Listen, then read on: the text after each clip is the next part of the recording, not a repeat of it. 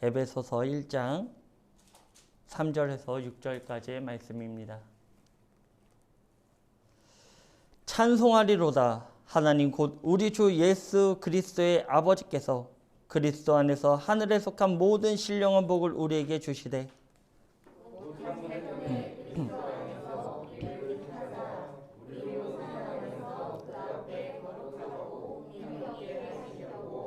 그 기쁘신 뜻대로 우리를 예정하사 예수 그리스도로 말미암아 자기의 아들들이 되게 하셨으니 이는 그가 사랑하시는 자 안에서 우리에게 거저 주시는 바 그의 은혜의 영광을 찬송하게 하려는 것이라. 아멘. 네, 오늘은 감사의 이유라는 제목으로 함께 말씀을 나누도록 하겠습니다. 제가 몇 주 전에 이제 샤이니와 시오를 데리고 그 레고랜드를 다녀왔습니다. 신나게. 근데 그날따라 날씨가 엄청나게 더운 거예요. 내려쬐는 햇빛이 34도의 햇빛까지 있고 그늘이 별로 없다 보니까 엄청나게 덥더라고요. 그럼에도 불구하고 아이들은 신납니다. 뭐 덥든지 말든지 관계없죠. 신나요. 근데 저는 아주 힘듭니다. 뭐 카트도 끌고 다녀야 되죠. 애들도 케어해야 되죠. 굉장히 힘들지만 뭐 그래도 최선을 다해서 놀아줬습니다. 그런데 그 레고랜드를 다녀와서 제 마음이 녹아지는 사건이 하나 있었어요. 그게 뭐냐면 샤이니가 저한테 오더니 진짜로 그거는 진심을 담아서 온 마음을 다해 아빠 레고랜드 데리고 가 주셔서 감사합니다. 온 힘을 다해. 그래서 와, 네, 그리고 옆에서 이제 시오도 눈치 보고 있다가 네, 엄마 아빠 감사합니다 이렇게 이제 했는데 그렇습니다. 정말로 그 모든 힘듦보다도 아이들이 그때 즐거웠겠고 그냥 나의 힘듦이 다 사라지는 것 같아요. 그때 웃고 떠들고 즐거워했던 아이들의 모습들 그런 모든 것으로 오히려 그 아주 보람됐던 힘들면 사라지고 오히려 그 보람되었던 그런 기억이 저에게 있습니다. 그렇습니다. 물론 평상시에 이런 고백들을 들으면 더 좋겠죠. 예, 근데 이 고백들을 들었을 때 또 그 기쁨을 감출 수 없었던 것입니다. 하나님도 이와 같습니다.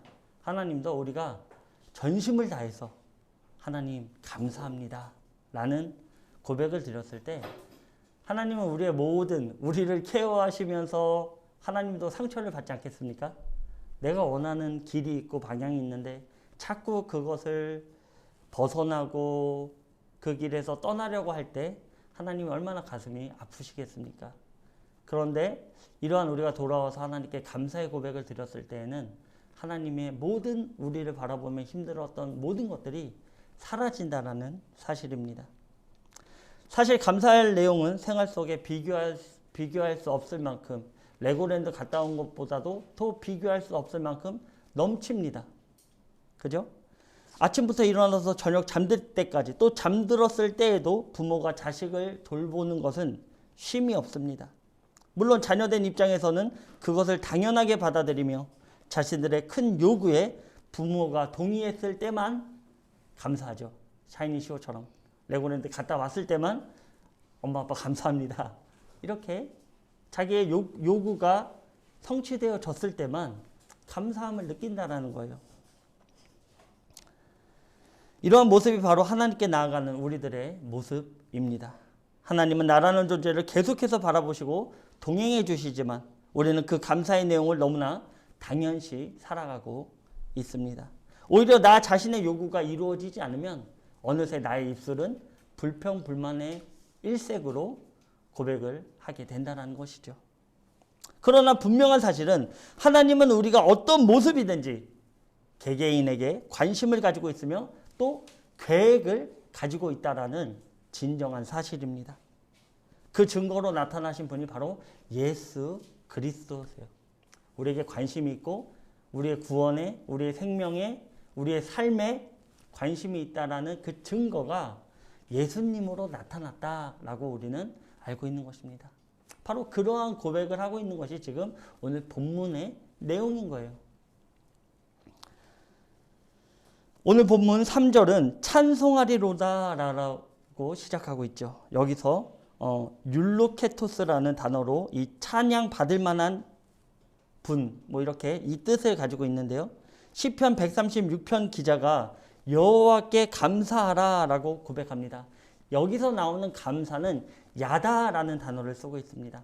이 야다라는 단어는 감사의 의미도 있지만 그 안에는 찬양합니다, 찬송드립니다 라는 뜻을 가지고 있어요.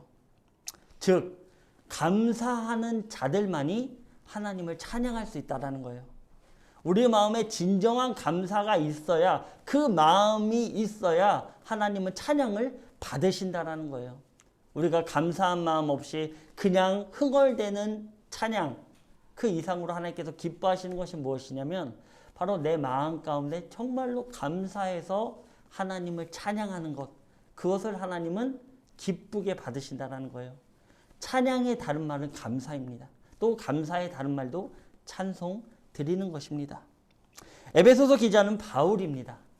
바울이 에베소서를 쓸 때 우리 에베소서는 옥중서신이다 라고 얘기하고 있어요. 다른 말로 하면 무엇입니까? 이 편지를 에베소 교회에 전달하는데 이 편지를 지금 바울은 어디에서 쓰고 있는 것입니까? 감옥에서 쓰고 있는 거예요. 감옥에서 지금 갇혀서 이 서신을 쓰고 있다라는 것이죠. 그런데 바울은 뭐라고 고백합니까? 찬송하리로다 라고 고백하고 있어요. 하나님을 찬송합니다. 다른 말로 하면 뭐라고요? 하나님 감사합니다. 지금 갇혀 있어요. 옥에 갇혀 있는데 복음을 전하다가 옥에 갇히게 되었어요. 당시에는 이제 예수님의 그 복음이 전달되면 안 됐기 때문에 여러 가지 핍박이 있었기 때문에 갇히는 결과를 맞이했습니다. 하나님의 일을 열심히 한다라고 했지만 결과는 어떻게 됐습니까? 옥에 갇히고 말았다라는 것이죠. 그런데 바울은 찬송하리로다라고 고백하고 있는 것입니다. 상황이 좋지 못한데 바울은 왜 찬송, 즉 감사의 화답을 하고 있는 것일까요? 그것은 바로 하나님이 어떤 분이다라는 것을 바울은 알았기 때문입니다. 우리의 창조자이시며 보존자이시며 구원자이신 하나님의 뜻과 그 뜻의 증거를 알았기에 자신의 형편이 어떠하든지 바울은 감사, 즉 찬송을 올려드릴 수 있었던 것입니다. 그 감사의 이유, 기본, 기초는 바로 하나님께서 하늘에 속한 모든 신령한 복을 우리에게 주신 것입니다. 이게 감사의 기본이 되어야 돼요. 다른 말로 하면 무엇입니까? 3절에서 4절 우리 함께 같이 봉독해 보도록 하겠습니다. 3절 4절입니다. 에베소서 1장 시작. 찬송하리로다 하나님 곧 우리 주 예수 그리스도의 아버지께서 그리스도 안에서 하늘에 속한 모든 신령한 복을 우리에게 주시되 곧 창세전에 그리스도 안에서 우리를 택하사 사랑 안에서 그 앞에 거룩하고 흠이 없게 하시려고. 먼저는 우리가 항상 범사에 감사해야 할 이유를 고백하는데 그것은 하나님께서 자신의 하나뿐이 없는 아들을 우리를 위해 예비하셨기 때문입니다.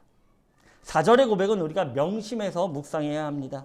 이것은 태초에 천지를 창조하시면서 우리를 위해 예수 그리스도의 희생을 미리 준비하셨다라는 것입니다. 인간의 타락의 결과는 사망입니다. 그러나 그 사망에서 구원하심은 오직 대속으로만 가능한 것입니다. 바로 하나님께서는 자유의지를 가지고 있는 가운데 우리가 타락할 수 있는 가능성을 보시고 타락의 결과 가운데 우리를 구속하시고자 하는 계획을 세우십니다. 그것이 바로 예수 그리스도 하나뿐이 없는 독생자 아들을 우리의 대속제물로 계획하셨다라는 것이죠. 우리는 거룩하지 못하고 흠이 많은 사람들입니다. 그러나 그 거룩하지 못함과 흠을 거룩함과 무음으로 바꾸신 분이 바로 예수 그리스도라는 사실입니다. 우리는 우리 스스로 거룩해지지 못합니다. 그러기에 그런 우리를 위해 예수 그리스도를 예정하신 것입니다. 이것은 급조됐거나 급하게 만들어진 것이 아니라 분명한 계획 가운데 이루어진 약속이다라는 사실이에요. 너희들 죄 졌으니까 내가 내 아들 줄게, 이게 아니었다라는 거예요. 우리를 창조하시기 전부터의 계획을 갖고 있었다라는 거예요. 내 아들에 대한, 그래서 우리가 항상 나눈 적이 있는데요. 선악과를 바라보는 인간의 시선은 이기적입니다. 하나님, 왜 선악과를 만드셨습니까? 반대로 하나님의 입장에서는 너희들이 이 선악과를 따먹으면 지금 나의 아들을 죽여야 된다. 이것은 계획되어 있고 예정된 것이다. 언제부터? 이 우주 만물이 창조되기 전부터의 하나님의 예정하심, 하나님의 계획하심이 있었다라는 거예요. 그러니까 하나님 입장에서는 굳이 우리를 위해서 우리를 창조하실 이유가 있었을까요? 하나님께서. 하나님은 어떤 대단한 외로움을 느끼고 그런 분이 아니라는 사실이죠. 천군 천사도 있고요. 삼위일체이신 하나님의 온전하심도 하나님은 내재하고 계십니다. 그럼에도 불구하고 우리에 대한 창조가 이루어진 사실은 우리에 대한 존재 자체를 하나님께서 귀하게 여기고 사랑하고 계신다라는 거예요.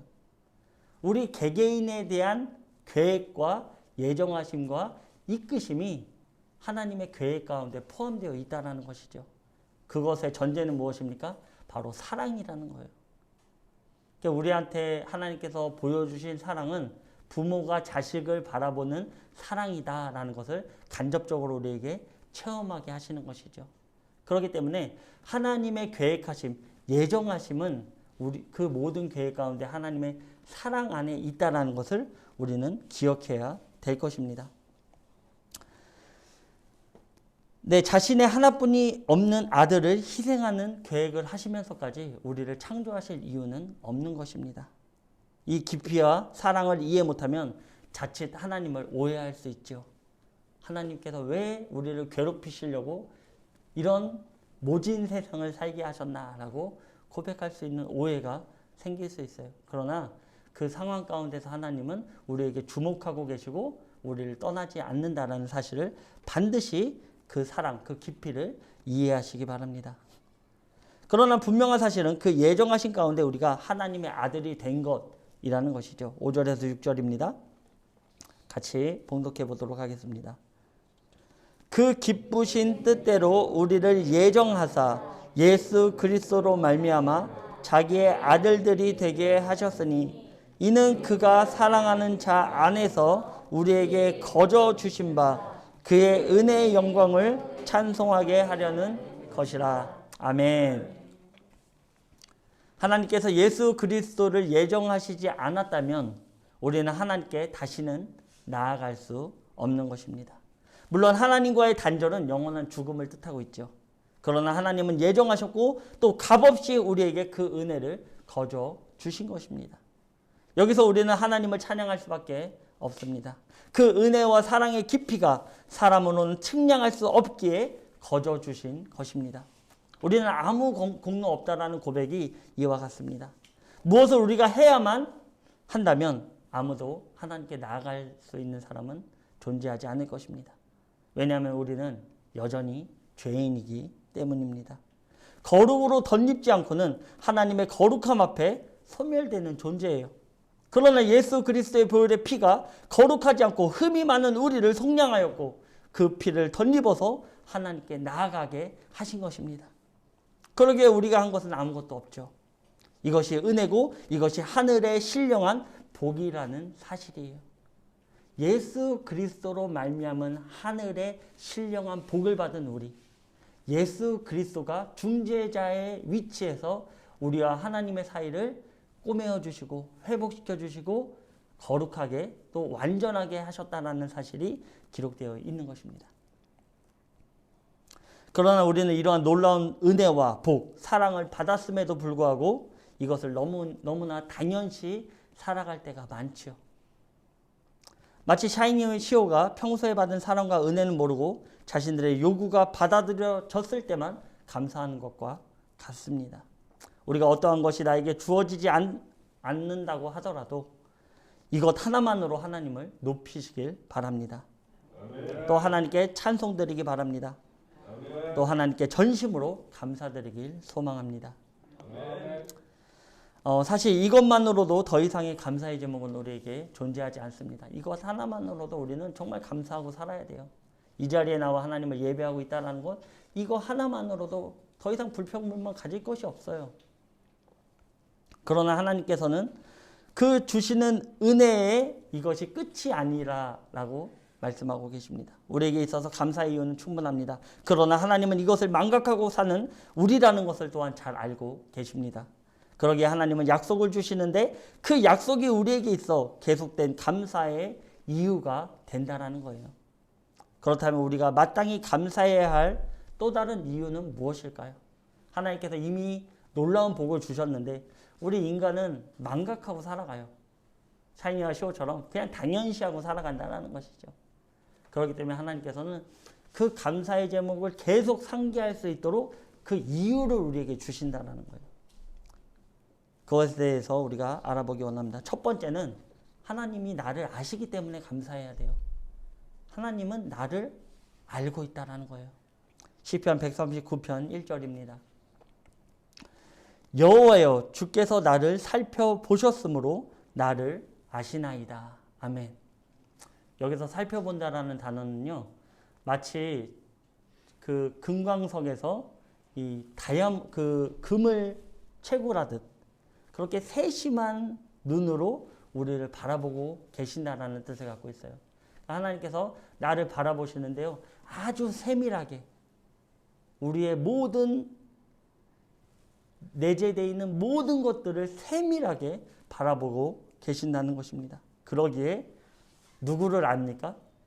나를 세밀하게 보셨기에 하나님께서는 나라는 존재를 알고 있다라는 거예요. 그냥 내가 우리 이수근님 알아, 이순자 부교님 알아, 요 개념이 아니다라는 거죠. 모든 것을 다해서 알고 계시다라는 것입니다. 그렇습니다. 하나님은 지금 나라는 존재를 아신다라는 사실이죠. 어느 정도로 아실까요? 저는 샤이니와 시오가 태어날 때 울음소리를 아직도 잊지 못하고 있습니다. 아마 평생 잊지 못할 것 같습니다. 그리고 그 아이들이 엄마 뱃속에서 발차기도 하고 또 꼬르륵 굴러다니는 것도 느꼈습니다. 또한 태어나서 탯줄도 직접 끊었고 뽀얗게 나온 모습도 생생하게 기억을 하고 있습니다. 저는 자신 있게 샤이니와 시오를 안다라고 말할 수 있습니다. 이 아이들이 무엇이 불편하고 무엇을 좋아하며 어떤 성격에 어떤 달란트가 있는지도 알고 있습니다. 또한 아이들이 말을 돌려서 해도 이 아이들이 팩트로 얘기하는 것이 무엇인지도 잘 알고 있습니다. 왜 이렇게 잘 알고 있을까요? 그것은 이 아이들이 뱃속에서부터 제가 알았기 때문이에요. 이 아이들의 생성 과정, 뱃속에서 어떻게 뛰어놀았는지 이 모든 것을 제가 알고 있기 때문입니다. 하나님은 우리 개개인을 아시는데 이보다 더 자세히 알고 계신다라고 기록하고 있습니다. 시편 139편 15절에서 16절의 말씀입니다. 내가 은밀한 데서 지음을 받고 땅의 깊은 곳에서 기이하게 지음을 받은 때에 나의 형체가 주의 앞에 숨겨지지 못하였나이다. 내 형질이 이루어지기 전에 주의 눈이 보셨으며 나를 위하여 정한 날이 하루도 되기 전에 주의 책에 다 기록이 되었나이다. 아멘. 하나님은 우리를 아시는데 마치 나로 백과사전을 만드실 정도로 아신다라는 것입니다. 그런데 그 백과사전을 언제 만드셨다라고 기록하고 있습니까? 바로 나의 형질이 이루어지기도 전에 다 기록을 하셨다라는 거예요. 내가 만들어지기도 전에 만세 전부터 나에 대한 모든 계획과 모든 하나님의 살펴보심이 기록되어 졌다라는 것입니다. 그러니까 우리 한 영혼 한 영혼이 우리 이 자리에 계시고 또 이 세상에 속한 모든 영혼들이 하나님 앞에 얼마나 귀한 존재겠습니까? 그래서 다른 얘기지만 우리가 낙태를 합법화하는 것들에 대해서 절대로 지지해서는 안 됩니다. 물론 여러 가지 문제들이 있겠죠. 그럼에도 불구하고 생명이라는 것은요, 하나님께서 계획하신 것입니다. 하나님께서 그 한 영혼 한 영혼 우리가 바라봤을 때는 어떤 형태로 자라날지 모르지만 하나님은 예정하셨고 계획하셨고 그 한 영혼을 위하여 백과사전과 같은 책을 기록하고 계셨다라는 거예요. 그런 한 생명을 우리가 합법적으로 낙태를 한다? 있을 수 없는 일이죠. 예. 생명을 죽이는 일입니다. 하나님의 계획을 무산시키는 일입니다. 그래서 이런 일들에 대해서 혹여나 언론이 어떻게 얘기를 하든지 우리는 그 생명의 소중함을 절대적으로 지켜야 될 것입니다. 네, 그렇습니다. 그러기에 나의 생각, 나의 주저앉음과 그 자리에서 일어남, 나의 모든 계획과 말들, 이 모든 것들을 하나님은 이미 알고 계신다라는 거예요. 내가 말하기도 전에 네가 무슨 말을 할지를 하나님께서 아신다라는 거예요. 우리의 입술의 고백이 어떻게 이루어져야 되겠습니까? 하나님 아시는데, 하나님 나의 생각, 나의 마음, 나의 계획, 그 모든 걸 아시는데, 네, 이렇게 말씀하시니까 뭔가 되게 무서워하는 분들도 계시는 것 같아요. 아, 이거 다 알면 안 되는데, 조금만 아셔야 되는데. 그러나 하나님은 나의 깊숙한 곳에서 하나님을 바라보심을 알고 계신다라는 사실이에요. 그러기에 우리가 하나님의 이름을 부르는 것만으로도 하나님은 우리에게 응답하실 수 있는 것입니다. 그래서 우리가 기도할 때 아무 기도의 소리가 나오지 않으면 뭐라고 외쳐야 됩니까? 기도하면서 주여, 아버지, 하나님, 이렇게만 외쳐도 하나님은 다 알고 있다는 거예요. 왜?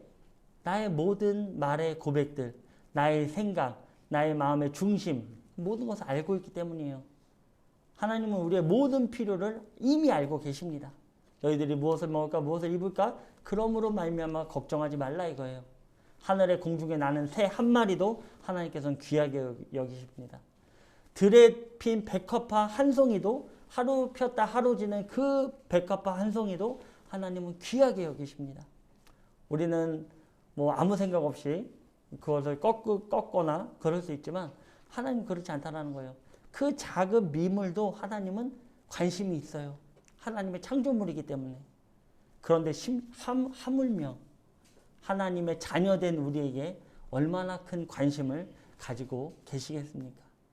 그러니까 우리가 두려워할 필요 없어요. 왜냐? 내 자신을 하나님께서 너무 잘 아시기 때문에. 내가 하나님께 집중하지 못하는 것도 알고 계시고, 내가 하나님께 집중하며 나아가는 것도 하나님 알고 계신다는 거예요. 나의 중심의 생각을 모두 아시는 하나님이시기에 우리가 하나님께 나아갈 수 있는 것입니다. 그러므로 아버지 이 한마디 하나님께 하면 하나님께서는 그 중심의 마음, 나의 생각, 나의 필요, 나의 계획 모든 것을 이끄신다는 사실을 잊지 마시기 바랍니다. 아멘. 그렇습니다. 우리는 누군가는 나의 형편을 몰라줍니다. 어떻게 나의 형편을 다 알 수 있겠습니까? 그러나 하나님은 우리의 모든 형편을 알고 계신다는 거예요. 세밀하게 우리의 형질이 이루어지기 전부터 나의 모든 계획, 나의 모든 생각, 나의 모든 바라봄, 모든 것들을 하나님께서 알고 계신다라는 것입니다. 두 번째로는요, 하나님은 어려운 가운데 있을 때 더욱 우리를 주목하고 계신다라는 거예요. 이번 어린이 말씀 기도 훈련학교 때 우리 두 아이들을 데려갔습니다. 근데 아니나 다를까 월요일부터 지금 아직도 시호가 좀 그런데요. 열이 펄펄 나는 거예요. 열이 막 39.8 막 이렇게까지 막 열이 계속 올라서 이제 병원 데려가서 코로나 검사도 하고 막 그렇게 했는데 이 열이 지금 아직까지도 사실 완전히 잡히질 않고 있어요. 지금 뭐 계속해서 막 38도, 지금은 이제 조금 좋아졌는데 계속 그러더라고요. 아이들이 아플 때 부모는 그 아이들을 조금도 떠날 수가 없습니다. 평상시에 건강하면 그래 뛰어놀아라 라고 하지만 아프면 어떻게 됩니까? 아프면요 꼭 내가 보살피고 있어요. 어디가 더 아프진 않을까? 열이 더 오르진 않을까? 기침을 좀 더 덜 하지 않을까? 그러니까는 이 자녀들이 아프고 힘들 때 부모의 마음은 이루 말할 수 없습니다. 그런데 이러한 마음이 바로 하나님의 마음이라는 거예요. 우리가 힘들고 어려운 그때 우리는 하나님 나를 모르시죠? 나의 힘듦이 어떻게 하나님, 나의 힘듦이 어떻게 이렇게 어려울 수가 있습니까? 라고 고백하지만 하나님은 뭐라고 말씀하십니까? 내가 그걸 안다라는 거예요. 안다라는 것이죠. 그 아픔, 그 어려움, 그 고난을 내가 알고 있다. 그리고 무엇입니까? 내가 그 문제를 반드시 해결해 줄 것이다. 내가 반드시 너의 어려움 가운데 동행해 줄 것이다. 나의 의로운 오른팔로 너를 꽉 붙잡고 있을 것이다. 라는 것이 하나님의 뜻이라는 거예요. 이것을 믿으시기 바랍니다. 아멘. 아멘. 그리고 그런 마음들 아주 다른 내용인데요. 시호가 그 캠프 가서 어느 형을 한 명 사귀었어요. 그러니까 한 1학년, 2학년 정도 됐는데 이 형을 너무 좋아하는 거예요, 갑자기. 그래갖고 막 이 형을 졸졸졸졸 쫓아다니는데 제가 이제 사무실에서 일 보고 있는데 누가 와가지고 시호가 계단에 혼자 앉아있다라는 거예요. 그래서 이놈이 왜 계단에 혼자 앉아있나라고 가서 봤더니 시무룩하게 계단에 혼자 이러고 앉아있는 거예요. 시호야 왜 여기 앉아있어? 그랬더니 영진이 형 기다린대요. 그 형이 이제 자기네 숙소로 돌아갔는데 이 시호는 그 형이랑 또 놀고 싶어서 여기 앉아가지고 영진이 형 기다린다고. 근데 그 모습을 보는 부모의 마음이 제 마음이 얼마나 시린지 참 어떤 느낌인지 모르겠어요. 이런 것들은 너무 애처롭고 불쌍하고 뭐 또 조금은 그 영진이라는 친구한테 화도 나요. 아니 내 사랑하는 아들을 데리고 가서 같이 좀 놀아주지 왜 여기에 방치해 놓고 있나 이런 마음도 들고 그죠? 근데 우리 하나님의 마음이 그렇다라는 거예요. 왜 나의 사랑하는 자녀를 이렇게 지금 힘들게 하고 있는가? 누가 나의 자녀를 이렇게 어렵게 하고 있는가? 그 상황 가운데 하나님께서는 그 마음을 함께하고 있다는 거예요. 마치 나의 깊이보다도 내가 느끼는 그 감정보다도 더 깊숙이 나의 감정을 이해하고 감싸 안아주고 있다는 사실입니다. 이것이 바로 하나님이 우리 개개인을 바라보는 시선입니다. 애처롭고 안타깝고 그 문제를 해결해주고 싶고 그런 것이 하나님의 마음이라는 것이죠. 시편 139편 8절에서 12절입니다. 내가 하늘에 올라갈지라도 거기 계시며 스올에 내 자리를 펼지라도 거기 계시니이다. 내가 새벽 날개를 치며 바다 끝에 가서 거주할지라도 거기서도 주의 손이 나를 인도하시며 주의 오른손이 나를 붙드시리이다. 내가 혹시 말하기를 흑암이 반드시 나를 덮고 나를 두른 빛은 밤이 되리라 할지라도 주께서는 흑암이 숨기지 못하며 밤이 낮과 같이 비추이나이니 주에게는 흑암과 빛이 같음이니이다. 아멘. 하나님은 우리가 어떤 상황에 놓여 있을지라도 한시도 우리를 떠나지 않으시고 지키시는 분이십니다. 지금 시편 기자인 다윗은 혹시라고 하면서 만약에 극한의 상황을 제시해도 하나님은 우리에게 비추이시며 빛으로 동행하신다라고 고백하고 있습니다. 아주 극한의 상황 가운데서도 혹시나 하는 상황에서도 하나님 함께 한다는 것이죠. 그 혹시나 하는 상황은 그 죄악된 자신의 모습을 갖고 있을지라도 하나님은 동행하신다는 거예요. 그 죄악의 자리에서 하나님께서 동행하심으로 빛으로 바꾸어 주시는 마치 이와 같다라는 것이죠. 우리는 여전히 죄인된 모습으로 살아가고 있지만 유월절 어린 양의 피로 그 집에 들어가 있기만 하면 문설주에 바른 피에 들어가 있기만 하면 보호를 받는 것과 같다라는 것입니다. 우리는 흑암이 나를 둘러싸여 있고 혹여나 내가 스올에 내려가 있을지라도 하나님은 그 모든 죄악을 덮으시는 하나님이시다라는 고백을 하고 있는 것이죠. 우리의 아직도 가지고 있는 연약함이 하나님께 나아가서 하나님의 덮음을 받고 있다는 사실을 우리는 반드시 기억해야 될 것입니다. 아멘. 다윗은 고난 가운데 광야를 지나며 많은 시편의 고백들을 했습니다. 그러면서 결론이 무엇입니까? 다윗이 내린 결론은요, 아주 단순해요. 내가 고난 가운데 있고 힘듦과 어려움, 죄악 가운데 있을지라도 나의 아버지 되신 하나님은 나와 동행하신다라는 사실입니다. 하나님께서 나와 반드시 동행한다라는 거예요. 내가 광야를 지날 때든지 내가 죄악 가운데 몸부림치고 있을 때든지 하나님은 나와 동행하고 있다라는 것. 이것을 다윗은 깨달은 것입니다. 그렇습니다. 우리가 하나님께 감사해야 할 이유는 우리가 고난의 길을 걸어갈 때 절대로 우리를 홀로 내버려 두시지 않기 때문입니다. 지금 힘들고 어려운 시절을 보내고 계십니까? 바로 이때 다윗과 같이 나와 동행하시는 하나님의 오른손을 바라보시기 바랍니다. 아멘. 사랑하는 북춘천 영문회 군우 여러분, 하나님을 예배하며 찬송하는 이유는 바로 그분이 우리의 감사의 제목이 되기 때문입니다. 우리는 아직 하나님의 온전한 뜻을 알지 못합니다. 그러나 분명한 사실은 전능하신 하나님께서 우리를 향한 계획을 가지고 계시며 또 예정하고 있다라는 사실입니다. 여호와께 감사하십시오. 그는 선하시며 그 인자하심이 영원하십니다. 아멘. 같이 기도드리겠습니다.